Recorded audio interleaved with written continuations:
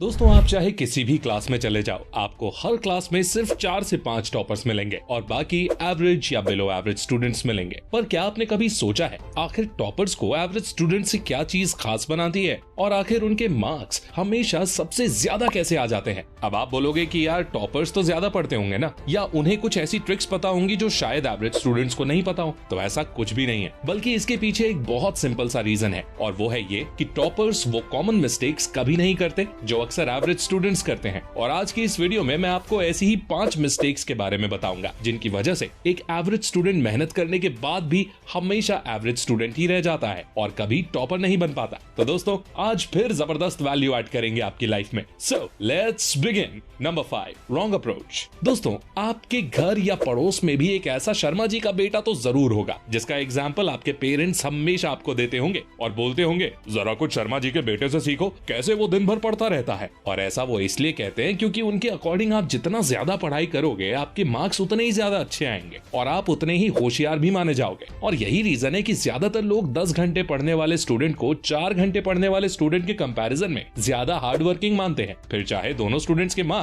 लगभग सेम ही क्यों ना आए हो। नो डाउट, ज्यादा घंटे पढ़ने से आपके ज्यादा मार्क्स आ जाएंगे, पर क्या ये अप्रोच सबसे बेस्ट अप्रोच है? बिल्कुल नहीं। अगर आपको सच में ए ग्रेड स्टूडेंट बनना है ना, तो उसके लिए सबसे पहले आपको एक सही स्टडी अप्रोच चूज करनी होगी। अब ये सही स्टडी अप्रोच क्या होती है? तो एक सही स्टडी अप्रोच वो होती है जिसमें आप कम टाइम में ज्यादा चीजें लर्न कर सको। मींस जितनी चीजें आप 10 घंटे में पढ़ रहे थे, उसी सेम चीज को पढ़ने में आपको 4 से 5 घंटे लगने चाहिए। और ऐसी टेक्निक को ही हम एक्टिव रिकॉल टेक्निक कहते हैं। एक एवरेज या बिलो एवरेज स्टूडेंट हमेशा पैसिव टेक्निक का यूज करता है। पैसिव टेक्निक मतलब रट्टा मारना या एक ही चीज को बार बार पढ़ना। अगर आप कुछ पढ़ते हो और सिर्फ 2 दिन के अंदर ही आपका डब्बा गोल हो जाता है, तो पक्का आप भी पैसिव रिकॉल टेक्निक का ही यूज करते हो। Active recall technique is one of the best study approaches, जिसका यूज करके आप किसी भी कॉन्सेप्ट को ना सिर्फ जल्दी समझ सकते हो, बल्कि आप उस कॉन्सेप्ट को ज्यादा दिनों तक याद भी रख सकोगे। क्योंकि पढ़ने से भी ज्यादा इंपॉर्टेंट होता है कि आपको पढ़ा हुआ कितने दिनों तक याद रहता है। और इसीलिए नेक्स्ट पॉइंट जो आपको टॉपर बनने के लिए ख्याल रखना है वो है number 4, retain what you studied. दोस्तों, जरा इस कर्व को ध्यान से देखो। ये है फॉरगेटिंग कर्व, जो कि दिखाता है कि कैसे आपका दिमाग किसी भी कॉन्सेप्ट को पढ़ने के सिर्फ कुछ ही दिनों बाद 90% तक भूल चुका होता है। और ऐसा इसलिए होता है क्योंकि हम ह्यूमंस के दिमाग में तरह तरह की चीजें और इन्फॉर्मेशन स्टोर होती हैं, जिनमें से 90 से 95% इन्फॉर्मेशन हमारे किसी काम की नहीं होती। लाइक आप दिन भर में जितनी भी चीजें देखते और सुनते हो, वो सभी चीजें कहीं ना कहीं आपके दिमाग में टेम्पररीली स्टोर हो जाती हैं, पर क्योंकि वो इन्फॉर्मेशन आपके लिए उतनी इंपॉर्टेंट नहीं होती, इसलिए आपका दिमाग वो सभी इन्फॉर्मेशन भूलना शुरू कर देता है। अब यही सेम चीज आपकी पढ़ाई के साथ भी होती है, क्योंकि आपके दिमाग को ये नहीं पता होता कि कौन सी इन्फॉर्मेशन आपके काम की है और कौन सी नहीं। इसलिए जो कॉन्सेप्ट्स और टॉपिक्स आप रट कर याद करते हो, वो कॉन्सेप्ट आपके दिमाग में टेम्पररीली स्टोर हो जाती हैं और आपको लगता है कि आपको वो चीज याद हो गई है, पर कुछ ही दिनों में आपका दिमाग उस कॉन्सेप्ट को एक नॉर्मल इन्फॉर्मेशन मानकर भूलना शुरू कर देता है और आप उसे कुछ दिनों में भूल जाते हो। अब अगर आपको किसी कॉन्सेप्ट को ज्यादा दिनों तक याद रखना है, तो उसके लिए आपको अपने दिमाग को बताना होगा कि ये कॉन्सेप्ट आपके लिए इंपॉर्टेंट है। और ऐसा करने के लिए आपको सिर्फ एक छोटा सा काम करना होगा, और वो काम है रिविजन। दोस्तों, जिस कर्व को आपने पहले देखा था, वही सेम कर्व रिवीजन करने के बाद कुछ इस तरह दिखने लगता है। किसी भी कॉन्सेप्ट को परमानेंट मेमोरी में स्टोर करने के लिए आपको उसे कम से कम 4 से 5 बार रिवाइज करना होगा, जिसमें से सबसे पहला रिवीजन पढ़ने के जस्ट दूसरे दिन होगा। दूसरा रिवीजन आपको 1 हफ्ते बाद करना है। तीसरा रिवीजन 3 से 4 हफ्ते बाद, और फाइनल रिवीजन 1-2 महीने बाद आपको करना होगा। जब आप किसी एक चैप्टर को 4 से 5 बार रिवाइज कर लोगे ना, तो आपके दिमाग को लगेगा कि वो चीज आपके लिए सच में बहुत ज्यादा इंपॉर्टेंट है और वो उसे परमानेंट मेमोरी में स्टोर कर लेगा। दोस्तों, पढ़ाई की बात चल रही है तो मैं आपको बताना चाहूंगा कॉलेज विद्या के बारे में।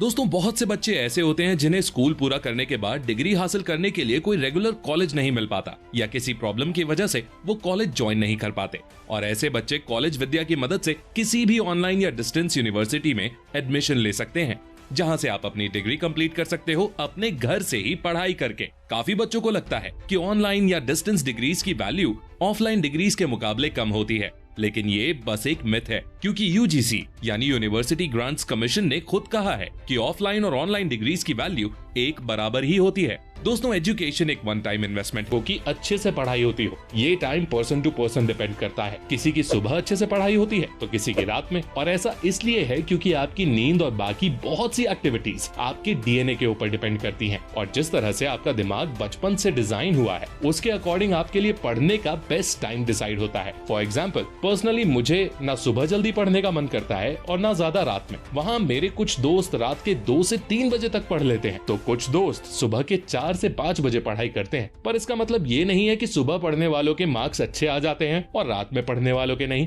ये टोटली आपके दिमाग और रिदम के ऊपर डिपेंड करता है, क्योंकि पढ़ाई में सबसे ज्यादा जरूरी होती है कंसंट्रेशन, और आप तभी स्टडीज में कंसंट्रेट कर पाओगे जब आप अपने सुटेबल टाइम पर पढ़ाई करोगे। और आपके लिए कौन सा बेस्ट टाइम है ये तो आपको ही सबसे अच्छे से पता होगा। और अगर आपको नहीं पता तो आप कुछ दिन सुबह उठकर या रात में पढ़ाई करके चेक कर सकते हो कि दिन भर कौन से टाइम आपके पास सबसे ज्यादा एनर्जी होती है, और फिर उस टाइम के अकॉर्डिंग आप अपने लिए बेस्ट टाइम डिसाइड कर सकते हो। Number 2, critical thinking skills. चौथा इंपॉर्टेंट रीजन जिसकी वजह से आप टॉपर स्टूडेंट नहीं हो वो है आपकी critical thinking ability. Critical thinking का मतलब होता है कि किसी भी टॉपिक को आप डीपली कितना अच्छी तरह से समझकर पढ़ पाते हो। क्रिटिकल थिंकिंग डेवलप करने का सबसे बेस्ट वे है कि आप ज्यादा से ज्यादा क्वेश्चंस को सॉल्व करो। फॉर एग्जांपल, किसी भी टॉपिक या चैप्टर को खत्म करने के बाद आप उस चैप्टर या टॉपिक से रिलेटेड क्वेश्चंस प्रैक्टिस कर सकते हो। अब इसके लिए आप सिंपली गूगल पर उस टॉपिक से रिलेटेड प्रीवियस ईयर के क्वेश्चंस सर्च करो और आपके पास कई सारे इंपॉर्टेंट क्वेश्चंस आ जाएंगे। अब यहाँ पर एवरेज स्टूडेंट्स एक बहुत बड़ी गलती करते हैं, जो कि मैं खुद अपनी स्कूल लाइफ में किया करता था, और उस गलती की वजह से एवरेज स्टूडेंट्स की क्रिटिकल थिंकिंग कभी डेवलप ही नहीं हो पाती। वो गलती ये है कि हम में से ज्यादातर लोग क्वेश्चंस देखकर तुरंत ही उनका आंसर भी देखने लगते हैं और उस आंसर्स को याद कर लेते हैं, जबकि ये टेक्निक बहुत ही खराब है। बल्कि इसकी जगह आपको सिर्फ क्वेश्चंस देखने चाहिए और उन सभी क्वेश्चंस को किसी नोटबुक में नोट कर लेना चाहिए, और उसके बाद उन सभी क्वेश्चंस के आंसर्स खुद से लिखने की कोशिश करनी चाहिए। अब भले ही आपको क्वेश्चंस बनते हो या ना बनते हो, पर आपको सभी क्वेश्चंस कम से कम खुद से ट्राई तो करने ही है। आपको ये सोचना है कि आप एग्जाम हॉल में बैठे हो और आपको सारे क्वेश्चंस अटेम्प्ट करने हैं, और ये सोचकर आप सभी क्वेश्चंस खुद से बिना किसी की हेल्प लिए सॉल्व करिए, और जब आपके सारे आंसर्स कंप्लीट हो जाएं, तो फिर आप फाइनली अपना आंसर चेक करिए। मानता हूँ कि ये थोड़ा लंबा प्रोसेस तो है, पर इस टेक्निक से आपकी क्रिटिकल थिंकिंग एबिलिटी जो डेवलप होगी वो लाजवाब होगी, क्योंकि इस टेक्निक में आपके दिमाग को खुद से मेहनत करनी पड़ी। वहीं जब आप डायरेक्ट आंसर्स देख लेते हो तो आपके दिमाग को उस आंसर के बारे में सोचने की मेहनत करने की जरूरत ही नहीं पड़ती, जिसकी वजह से आपकी क्रिटिकल थिंकिंग डेवलप ही नहीं हो पाती। अब यही क्रिटिकल थिंकिंग आपके एग्जाम में सबसे ज्यादा काम आएगी, क्योंकि एग्जाम्स में ऐसे बहुत से क्वेश्चंस होते हैं जो आपने पढ़े ही नहीं होते, और उन्हें आप तभी लिख पाओगे जब आपके पास क्रिटिकल थिंकिंग एबिलिटी होगी। Number 1, good sleep. मैं गारंटी के साथ बोल सकता हूं कि आप में से बहुत से लोग जो इस वीडियो को देख रहे हैं उन्हें एक अच्छी नींद का इंपॉर्टेंस नहीं पता होगा, और अगर पता भी होगा तो वो उसे जरूर इग्नोर करते होंगे। नेशनल इंस्टीट्यूट ऑफ हेल्थ की रिपोर्ट्स के अकॉर्डिंग 70% से ज्यादा स्टूडेंट्स